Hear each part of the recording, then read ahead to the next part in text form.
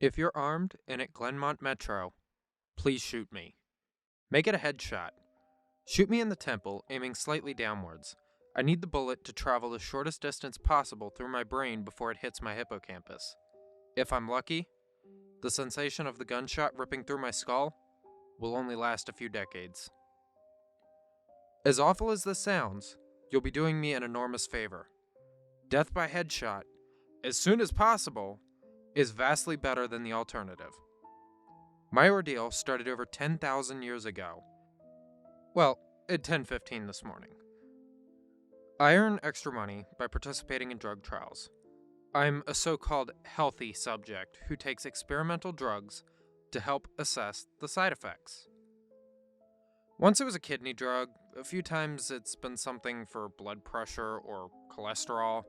This morning, they told me the drug I took was a psychoactive substance, intended to accelerate brain function. None of the drugs I had tested so far have ever done anything for me in a recreational sense. In other words, none of the drugs I've tested have ever given me a killer buzz, or mellowed me out, or anything else for that matter. Maybe I've always ended up the placebo group, but nothing I've tested has affected me at all. Today's drug was different. This shit worked. They gave me a pill at 10:15 and told me to go wait out in the waiting room until they called me back for some tests. Only about 30 minutes, the research assistant told me. I flopped onto the waiting room couch and read a few articles from a copy of Psychology Today that was sitting on the coffee table. They still hadn't called me back when I finished up Psychology Today, so I picked up a US News and read it cover to cover. Then I read an old Scientific American. What was taking them so damn long? I sluggishly turned my head to look at the wall clock. It was only 10:23. I had read all 3 magazines in 8 minutes. I remember thinking this was going to be a long day. And I was right. The waiting room had a little bookshelf with some used hardcovers on it. When I stood up to walk over to the bookshelf, it felt like my legs barely worked. And it's not that they were weak, they were just slow. It took a full minute just to stand up off the couch, and another minute to take 2 steps to the bookshelf. I scanned over the old books on the shelf and picked up a copy of Moby Dick. My arms had the same problem as my legs. Just reaching 1 foot in front of me to grab a book took a long time. I actually got bored just waiting for my hand to reach the spine of the book. I slugged back to the couch and collapsed onto it. In a slow motion fall that reminded me of the low gravity hops of astronauts on the moon, I opened Moby Dick, slowly, and began reading. I started with "Call Me Ishmael" and got as far as Ahab throwing his pipe into the sea, which was all the way to chapter friggin' 30, before they called me back. "How are you feeling?" the research assistant asked me. "I feel slow." Actually, it's the other way around. Everything else seems slow because you're so fast. But my legs, my arms, they're moving in slow motion. Your body seems like it's moving in slow motion because your brain is so fast. Your brain is running 10 to 20 times faster than normal. You are thinking and perceiving reality at an accelerated pace, but your body is still constrained by the laws of biomechanics. Frankly, you're moving a lot faster than a normal person would. She pantomimed a jogging motion, but your brain is running so much faster right now, and even your walk seems very slow to you. I thought about my slow motion flop onto the waiting room couch. Even if my muscles had slowed down, my body would still react to gravity the same way. But in the waiting room, I even fell in slow motion. Slow muscles couldn't explain why gravity seemed weaker. My brain was going at warp 10. That's how I managed to read 3 magazines and the first 30 chapters of Moby Dick in 15 minutes. They ran a series of tests on me. The physical tests were fun. They made me juggle 3 balls, then 4, then 6. I had no problem keeping 6 balls in the air because they seemed to be moving so slowly. It was boring, frankly, waiting for each ball to move through the arc so that I could catch it with my slow motion hands, and then toss it back up into the air. They threw Cheerios in the air, and I caught them with chopsticks. They dropped a handful of coins, and I counted the total value before they even hit the ground. The cognitive tests were less fun, but very illuminating. Finish a 50-word word search? 3 seconds. Solve an intricate maze drawn onto a poster-sized paper? 2 seconds. View a slideshow projected at 10 images per second and answer detailed questions about what I saw? 95% accurate. They told me I measured over 250 on the KNOPF scale. Apparently, that's deep into the superhuman range of thinking speeds. Then they sent me home. It'll wear off in a few hours, they said, which will seem like days to you. Try to use the residual effects to get some work done. Catch up on work emails while you're still in high speed mode. The ride home was horrible. It was only 3 metro stops, but in real world time, it only took about 35 minutes. In my drug accelerated hyper time, it felt like days. Days. Just walking out of the medical research facility to the elevator seemed like it took an hour. I sprinted out of the office, willing my legs to push me faster, but the laws of biomechanics held me prisoner. As accelerated as my brain was, I couldn't do anything to make my legs work faster. The huge disconnect between my body and my mind also made it extremely difficult to judge how and when to slow down, turn, or rotate my body.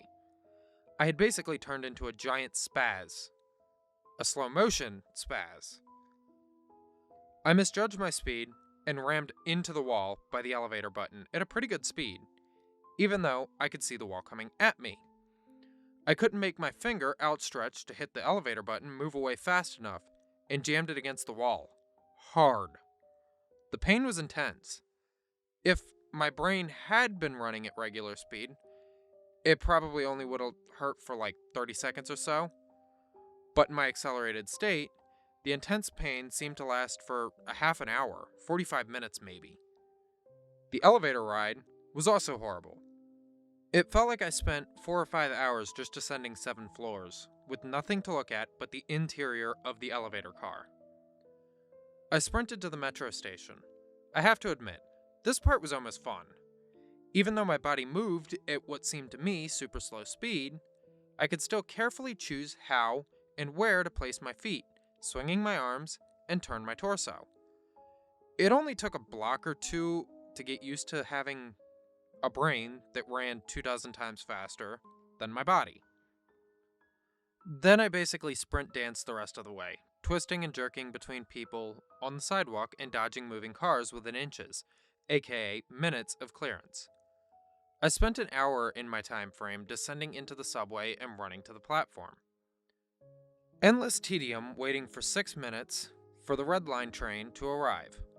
Although there was more to look at in the metro platform than the inside of the elevator, it was still intensely boring. I should have stolen that copy of Moby Dick. The Red Line train then roared into the station in slow motion. The normally high-pitched squeal of the brakes was frequency shifted in my high-speed mind to a low tone, kinda like a monotone tuba solo. It wasn't just the squealing subway train that was 3 octaves lower than normal. All sound slowed to the point of near inaudibility. Voices were gone, shifted below the threshold frequency of my hearing. I did manage to hear a screaming baby on the subway car, though. Her shriek slowed to the sound of, like, whale songs. Sharp sounds, like a car horn and trucks bouncing over potholes, were low, muddied roars, like distant thunder. Back at the research offices, I could still hear and communicate with the research staff, but now verbal communication with anyone would be impossible. The effects of the drug were still intensifying. I spent what seemed like days on that Red Line train. Yeah, days. listening to the wail sound of the screaming baby and the tuba solo of the brakes. Where ordinary voices were frequency shifted out of my audio range, smells didn't seem to be affected. I never became nose blind to body odor. The stench of the train's brakes, and melange of farts and other smells wafting throughout the metro car. I finally got back to my apartment, sprinting through my open door, and into the front hall at full speed was like a slow, relaxing drift down a lazy river. I was relieved to be home. At least, I had stuff I could do there. I picked up the book I was reading, 100 Years of Solitude, and finished it. Despite turning the pages so quickly that I tore many of them out, it seemed like most of the time I spent finishing the book was spent on page turning and not actually reading. 3 minutes had passed since I got home. I tried surfing the internet. My God, it takes a long time for computers to boot these days. But it was too frustratingly slow. Hours, seemingly, to load each page, and a fraction of a second to read it. 100 articles in my news feed read, and just 3 more minutes done. I dipped into my pile of yet-to-be-read books, and finished 2 more. 4 more minutes. I decided to try to sleep it off. But unfortunately, whatever part of my mind was responsible for perception, the part that's being accelerated to hyperspeeds by the drugs, isn't the same as the part that governs sleep. Despite being awake for what I perceived as days, my physical brain still thought it was 1:25 p.m. I was not ready for sleep. Nevertheless, I tried to sleep. I walked to my bedroom, a slow 45-minute drift through my apartment, and flung myself into bed, lazily falling like a feather onto the mattress. I closed my eyes, and I laid there for hours and hours, 10 minutes of reality time, by the way, before giving up. Sleep would not come. I was facing what was going to be days, or maybe even weeks, of being trapped in a slow-motion prison. So I took Ambien. The sensation of the pill and the splash of water I used to swallow it sliding down my throat, sickening. A lump that blocked my breathing, moving like a slug down my esophagus. I read a book. 10 minutes had passed. I read another. 18 minutes since I took the Ambien. I threw the books across the room, in disgust at my situation. The book slowly pirouetted and spun through the air, like a leaf blowing in a breeze. It hit the wall with a long and faint rumble. The only sound I had heard for what seemed like hours. Then it drifted down to the floor like a flip-flop sinking in a swimming pool. The force of gravity hadn't changed since I took the pill. The laws of physics were the same. It was just my perception of time that had gone all wackadoo. This meant I could use the speed that things seemed to fall as a way of judging the effects of the drug. Based on how long it took a book to drift to the floor, I estimate the effects of the drug were still intensifying. I read a magazine. I turned on the television. I clearly saw each frame of the video, like I was watching a slideshow. Frustrated, I turned the television off. I read some more. The first 2 books of Churchill's A History of the English-Speaking Peoples, not exactly a light read. Frankly, I hated it. But given the hours of tedium it would take to go get another book off of my bookshelf, just sitting on the couch and reading Churchill was better. Or at least less worse. It had now been 35 minutes since I took the Ambien. I lay down on the couch and closed my eyes. Time passed. I inhaled. An hours-long process. Time passed. I exhaled. for more hours. Sleep would not come. I needed a new plan. I decided to go back to the office where they gave me the drug. Maybe they would have something that could counteract its effects, or at least something to knock me out until it wore off. I wasn't picky at this point. I exited my apartment as fast as possible, taking hours in my time frame to do so. I didn't even bother locking the door. It would have taken too long. Down the stairs, it's faster than the elevator if you run, through the lobby, out the front door, and onto the street. These few things felt like at least a day at the office. Sprinting down the street, dancing and weaving between pedestrians, with what must have looked to them superhuman dexterity. Down the first flight of stairs at the metro, across the landing, another hour. Then on the second flight of stairs. That's when the Ambien hit me. The Ambien didn't make me sleepy though. Not at all. Instead, it must have had a severe cross-reaction with the experimental drug.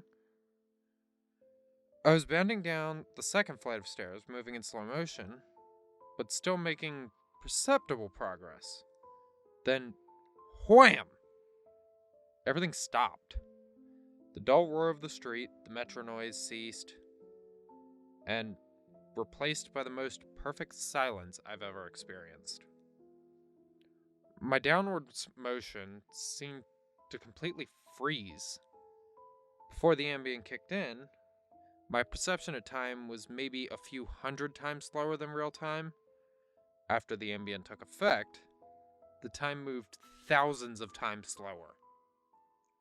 Every second seemed like days to me. Even just making my eyes move to focus on a new point was like an impossibly slow scroll across my visual field. Over the course of the afternoon, I learned how to walk, run, and jump when my mind ran hundreds of times faster than my body. But with another 4 or 5 orders of magnitude of slowdown caused by the Ambien, body control was almost impossible. I fell on the stairs. Even though I was all but frozen in mid-step, controlling my muscles was impossible. I commanded my foot forwards for hours, and then backwards for hours more, when it seemed like I would miss the next step. Hours attempting to adjust the angle of my ankle, then readjusting when it felt wrong. Despite these efforts, I rolled my ankle on the next step. The pain wasn't at all mitigated by the slowness. Hours of increasing strain on my bent ankle. The nerve signals that send pain into my brain must work differently than the nerves in my ear. Sonic energy was spread out over time, diluted until it was imperceptible. Pain flowed into my brain undiluted by the change in my perception of time. Hours and hours of increasing weight on my turned ankle turned into hours of increasing pain upon increasing pain. I pitched forwards, my high-speed mind completely unable to control my low-speed body. I drifted downwards for days, managing to rotate my torso enough to keep my head from impacting the ground first.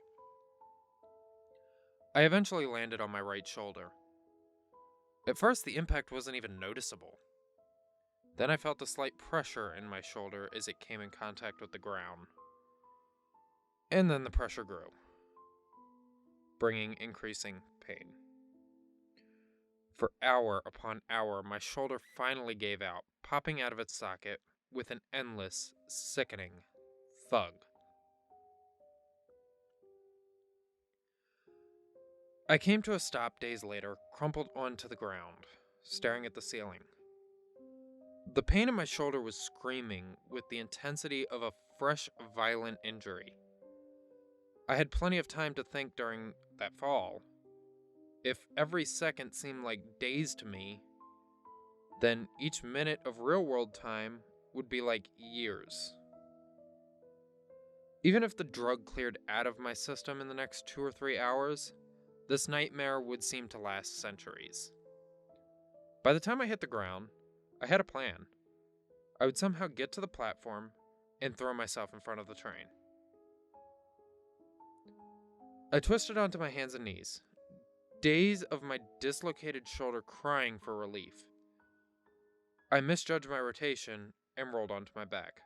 I tried again, and collapsed on my face as I tried to figure out how to control my body that moved slower than grass grew. Weeks of effort were finally rewarded with success. I stabilized onto my hands and knees. If just getting on all fours was this difficult, I figured that walking or running was completely out of the question. So, I crawled. I crawled through the metro tunnel. The dumb looks on the faces in the crowd lingered on me for weeks. I crawled under the turnstile and onto the escalator. The escalator spilled the rush hour crowd onto the platform at the same speed a glacier spills ice into the sea. I looked over the crowd platform during my interminable downward ride. The train status sign said that the next train wouldn't arrive for 20 minutes. 20 minutes was like a year to me. I'd have to spend a year on the metro platform, waiting to die. I crawled off the escalator, enduring days of stupid expressions on the commuters' faces. I crawled a few feet to a concrete bench and curled up next to it, trying to find a position to lessen the pain in my shoulder. Then my problem with time got worse. Impossibly worse. The massive slowdown on the stairs was just the beginning of the interaction between the experimental drug and the Ambien. It fully hit me while I was curled up by the bench. I blinked. Years of darkness followed. Sound was already gone, and with my blink, sight was gone as well. All that existed was the pain from my fall. My hyper-accelerated mind wasted no time compensating for the lack of sensory input. Voices spoke to me. They sung to me in a language that never existed. Patterns and faces and colors came and went in my mind's eye. I recalled my whole life, and imagined living another. I forgot English. I settled into a found despair. I spoke to God. I became God. I imagined a new universe and brought it to life with my thoughts. Then I did it all again. And again. My eyes opened with geological slowness. A faint glow. Weeks, a slit of light. Weeks, a narrow view of the metro platform. Ankles of the commuters near me, and an advertisement on the opposite wall. I extracted my phone from my pocket. A project that spanned decades. How can I explain the boredom? The pain in my shoulder is nothing compared to the boredom. Every thought I can think.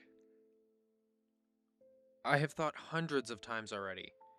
The view of ankles in advertisements never changes. Never. The boredom is so intense, it's tangible. Like a solid object of metal and stone wedged into my skull. Inescapable. What are my options? If I crawl and fall onto the tracks without an oncoming train to crush me, I won't die. I'll experience even more pain from the 4-foot fall. But I'll most likely be rescued by some do-gooder on the platform and unable to act when the train finally does arrive. My suffering in that scenario will be endless. So I wait for the train, so I can throw myself under it. When it finally hits me, I will experience the pain of being ripped to pieces for centuries until finally the light of life leaves my brain and my experience ends. I've lived hundreds of lifespans at the foot of this bench. I am far older in spirit than any human who has ever lived. Most of my life experience has been a snapshot of pain huddled on the floor of a subway platform, with an unchanging view of ankles and advertisements. This post is my plan B, my Hail Mary, my long shot. I spent lifetimes typing and posting this message in hopes that someone will read it and become convinced that my suffering must end. Someone on this platform right now. Someone who will find the man curled under the bench, the man who crawled down the escalator, and kill him as swiftly as possible. A bullet to the temple. So I ask, if you're armed and at the Glenmont Metro, please shoot me.